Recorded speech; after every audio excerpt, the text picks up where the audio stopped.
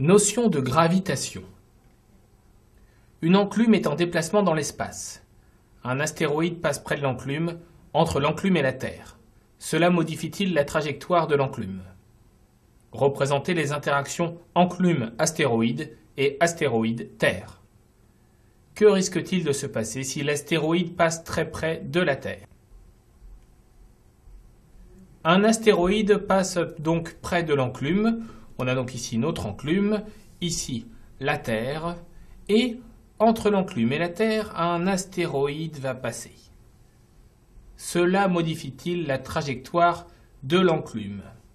Eh bien, quand on a des objets qui ont une masse, on a une interaction entre ces objets. On appelle ça une interaction gravitationnelle.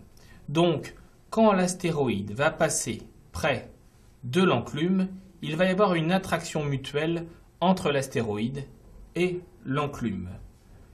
Donc on peut dire que la trajectoire de l'enclume va être modifiée à cause de l'attraction gravitationnelle de l'astéroïde.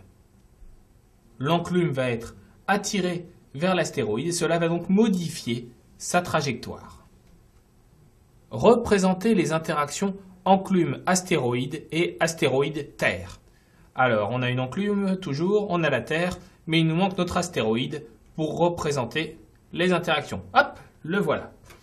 Alors, les interactions entre deux corps sont de sens opposés, ont la même direction et sont de même intensité. Donc, commençons par représenter les interactions entre l'enclume et l'astéroïde.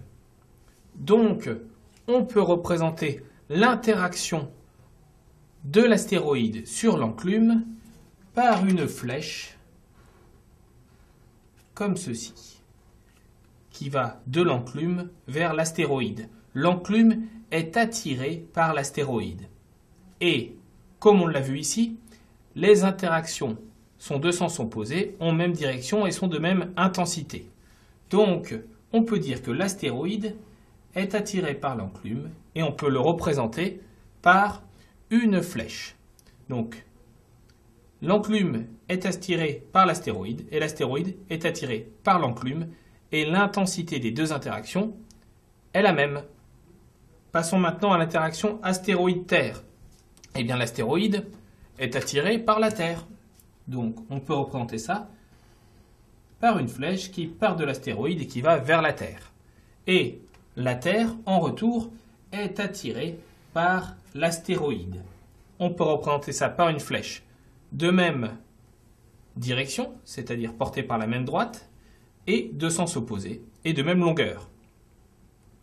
Voici donc les interactions enclume-astéroïde et astéroïde-Terre représentées sur notre schéma. Enfin, que risque-t-il de se passer si l'astéroïde passe très près de la Terre? Alors, l'astéroïde arrive, il passe un peu trop... Oh non, mon Dieu! L'astéroïde percute la Terre. En effet, si l'astéroïde s'approche un peu trop près de la Terre, plus il va s'approcher, plus il va être fortement attiré par la Terre. Et donc, sa trajectoire va être déviée par cette attraction et l'astéroïde va percuter la Terre. On parle alors de météorite. Et qu'est-ce qui va se passer d'encore plus grave? Oh non, c'est horrible. Les dinosaures vont s'éteindre. Bah, il n'y en a plus de dinosaures.